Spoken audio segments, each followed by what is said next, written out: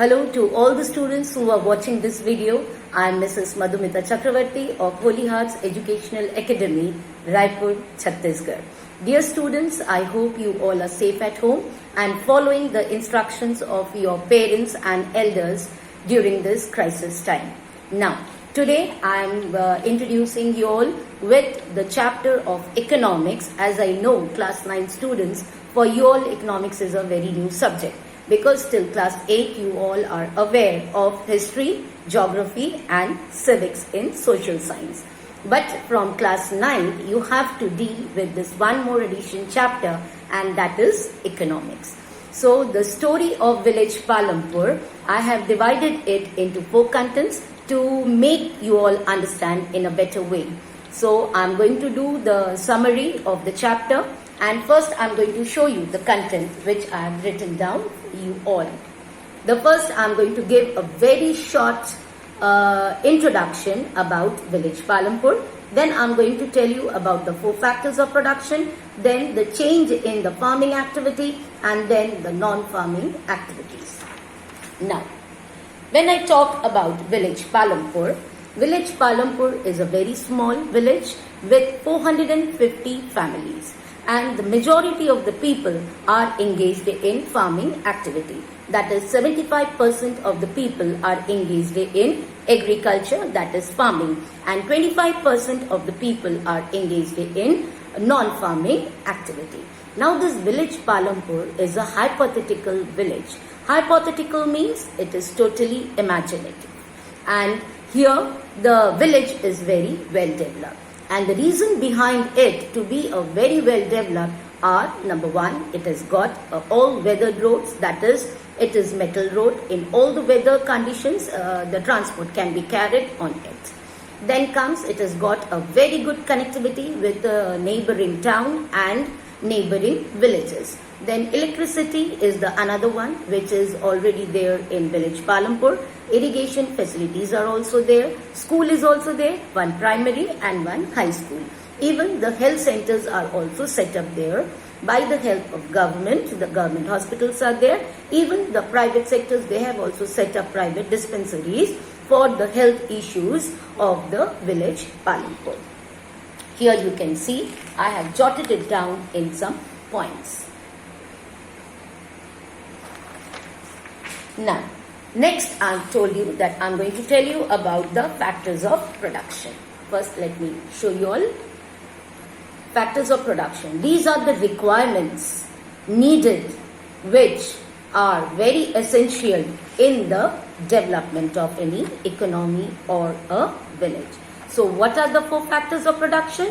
That is the land, labor, then comes the physical capital, and then the human capital. Now, the first one is land. So land includes all the natural resources like your forest, your water, your minerals, etc. Second requirement is labor. Labor in the sense of physical as well as mental effort which a person puts up in the production process. Third one is about the capital, that is physical capital. It is again divided into 2, that is the fixed capital and working capital. Fixed capital, one-time investment is required, and all through the year we get the capital, like the machines, the big machines, may it be the small machines like hoe and sickle to harvesters, then the buildings, etc.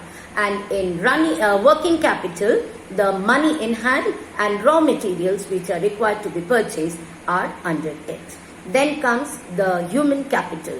This is the most important factor in factors of production, because without the knowledge and skill, nobody can put the other 3 factors in production. So I think you all have understood that the 4 requirements which are required as a factors of production plays a very important role.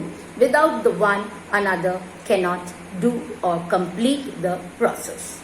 Now, here I am going to show you some points about the changes in the farming activity. Right? Okay. So why these changes were required? Earlier, the people, or you can say the farmers of the villages, were using the old traditional methods of farming. Now, due to the blessings of Green Revolution in late 1960s, our farmers were able to produce more and more crops. That is because of the multiple cropping system and due to the use of modern techniques in farming. So while multiple cropping was very beneficial for the farmers, because now the farmers were able to grow more and more crops in the same piece of land in a particular year. And the different methods of production of related to the cultivation of crops also is the HYV because what is this HYV? It is the high yielding variety of seed which increase the higher yield of the grains. Now a single plant can grow more and more crops. Then the use of chemical fertilizers which also added to the benefit. Then comes about the use of insecticides and pesticides which control the insects and pests. Then I think you all have understood this. Now coming after this changes, now let us see that the 25% of the people who were engaged in non-farming activities. So what are the different non-farming activities which were prevalent in village Palampur? You can see this. The non-farming activities in village Palampur. So what are these non-farming activities? The first one is small scale manufacturing, then it is the dairy, then it is shopkeeping, then transport and then computer sector. So in this, the non-farming activities, the first one which we said is the small scale manufacturing. Mostly the people, those who are engaged in farming, their family members are idle at home. So it is very good for them to earn money through the small scale manufacturing. Because in village Palampur, people make jaggery out of sugarcane. Then they can use it in the small scale industries. Even they make the clay pots. Then comes next is the dairy. Dairy is the major source of earning in village Palampur. And they take the milk to the nearby villages and towns to sell it and earn money. Then next comes about it is transport. Through transportation also the people can earn more and more money. And then comes about the shopkeeping. Shopkeeping, the individual shopkeepers run their own shop and they supply the commodities or the items which are required daily by the local resident of village Palampur. And then the computer centers are also set up. The youngsters, those who have acquired the knowledge of computer, they impart the knowledge to the school-going students who study the subject computer. So I think you all have understood the summary of this chapter, the story of village Palampur. I am just going to show you the chapter at a glance. Here you can see first I have written the occupation of village Palampur. One side it is farming, the other side it is non-farming. In farming you can see that I have mentioned 75% of the total population is engaged, and here you can see I have mentioned 25% of the people are engaged in non-farming activities.